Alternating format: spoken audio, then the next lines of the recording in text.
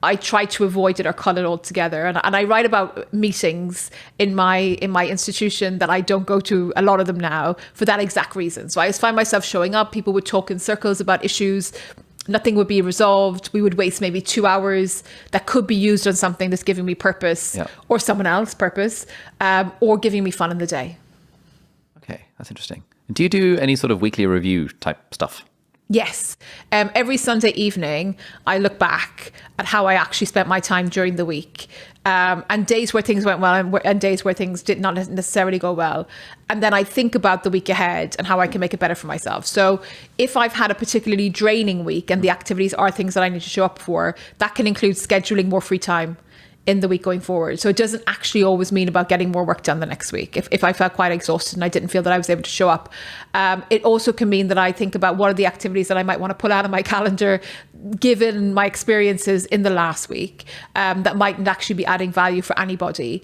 And it also allows me to think about what are the big things that I want to check off my list in the week going forward. Okay. So I first came across weekly review stuff like 5 years ago when I first read Getting Things Done by David Allen. Yes. And in that time, I've done about 4 weekly reviews. Any tips for sticking to this practice? You need to make it easy. So I'm not a journaler. Yeah. So I do all of this on my phone. So I basically have my diary is set up and I have kind of 2 columns that say this was pleasurable, this was purposeful, that I just fill in. So my entire journaling on a Sunday evening is 15 to 20 minutes. Okay.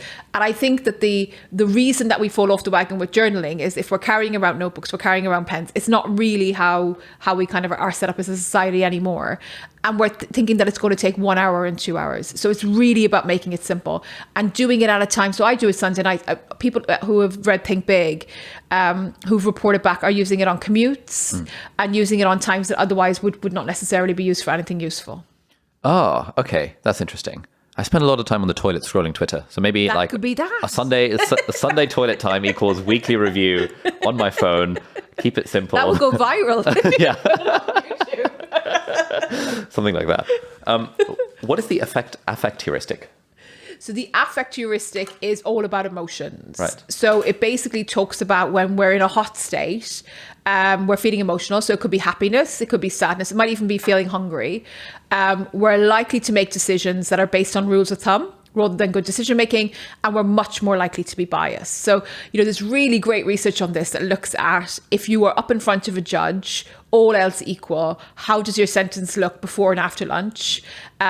If you are pitching for venture capital, what's your likelihood of being successful, all else equal, looking at whether you turned up at the start of the day, you turned up in the middle of the day, you turned up at the end of the day. And it really has to do with the emotions of the people who are actually judging you. So